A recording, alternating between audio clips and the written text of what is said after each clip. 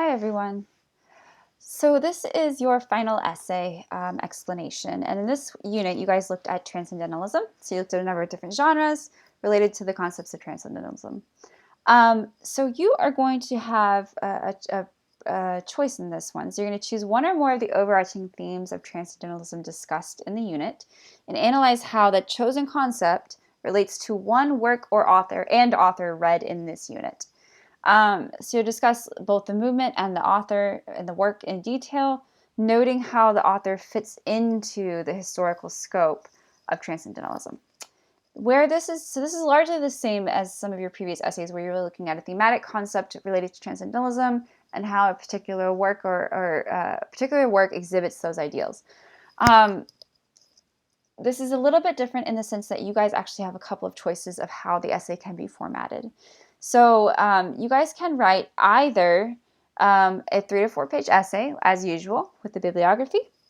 If you are more comfortable speaking, you can do a 10-minute video lecture with the bibliography, of course. You will upload that to YouTube and put a link in for me to view. Or you can do a 12 to 15 PowerPoint slide, 12 to 15 slide PowerPoint or a Prezi with the bibliography. Don't worry about this. So you guys are required to have at least 2 sources to support your analysis. They can be a scholarly source, they could be historical, they can be an online source, that's fine. Make sure, of course, they are credible. The choice of topic and work is yours, so choose carefully. Again, it has to be work read in this unit. This is purposely broad because I want you guys to submit in the manner that is most comfortable for you, and I want you to write about what is most interesting to you. So make sure you pull in lots of good evidence, as usual, from the text, whether it's primary or secondary sources, and make sure you keep the focus, as always, on analyzing the literature first and looking at the historical context or the biographical context secondarily. Your essay is going to be due on Sunday, May 3rd at 11:59 p.m. Anything that's written does need to be standard MLA. And anything that you submit will be checked through Safe Assign. So Safe Assigns will still check PowerPoints. It'll check essays, of course. And you're going to be assessed on making sure that you have a fully developed argumentative thesis statement in whatever format you choose to do this in. So all of these assessment criteria will apply to any of the formats that you choose to submit in. It's just I want you to be able to submit in a way that is most comfortable for you. So make sure you have good close analysis of the literary work and its major concepts. So again, keep the focus on analyzing the literature as a piece of literature. Good concrete evidence, again, to support your claims from both the primary and secondary sources. So good quotes, proper page length, or whatever length it might be required per whatever the format is that you submit on. MLA for anything that's written, of course, proper use and number of outside sources and citations.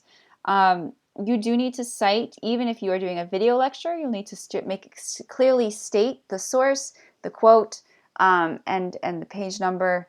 If you do a PowerPoint or Prezi, same thing. You'll still need to have citations in there. You'll still need to submit a bibliography for any of these. And then make sure you have, even if you're doing a video lecture or a PowerPoint or Prezi, I do still expect to have a fully developed essay structure. So you should still have an introduction with the thesis. You should have main ideas with evidence from the text and from the resource sources, and conclusion as well. So also you want to make sure that everything is carefully and clearly organized. So if you are most comfortable writing, I say go ahead and do the essay. If you're most comfortable speaking, do the video lecture. A couple of notes. You want to make sure that you do have sort of at least a general outline and structure with notes of what you want to talk about. 10 minutes does go by really fast when you're talking to a camera.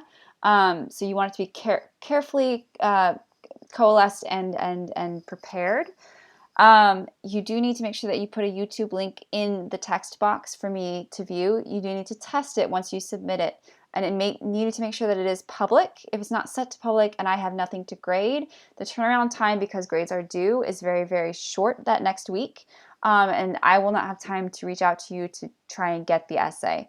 So it's up to you to make sure that your link is working and that it is public facing and that I can see whatever you submit. Again, you do need to also submit a bibliography as well. If you do a PowerPoint, same thing. you'll be able to see it render just like you do the essay, so you need to double check that it does render on screen. If you don't see it, I won't see it, and I will have nothing to grade. So make sure that you do see it. You can resubmit as many times as you need up until the deadline. If you do a PowerPoint, make sure that you're not just doing, say, 2 to 3 bullets on a slide and throwing an image on there. That's not what I'm looking for. I do expect you to still write basically what's comparable to the essay. It's just a different format where it's in PowerPoint slides. You can add images, you can add context. So it's a different format, but I do still expect a relatively similar amount of writing and structure involved. And with a Prezi, same thing. Don't just do a couple of bullet points and call it done. You want to make sure that you have a good flow, good, careful organization of all ideas. You still need to submit a bibliography. The same thing as the YouTube video for the Prezi URL. You'll just submit the URL and the bibliography separate. But you need to make sure once you submit it that you check it, you click it, it goes to the Prezi. The Prezi is public. I can see it. Again, if there's nothing there and I can't see it, then I have nothing to grade. If you guys have any questions about this, let me know.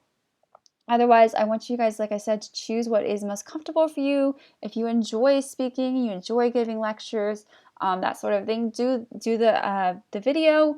If you are more comfortable in, say, a PowerPoint format or a Prezi, do that. If you're more comfortable with the typical essay format, do that.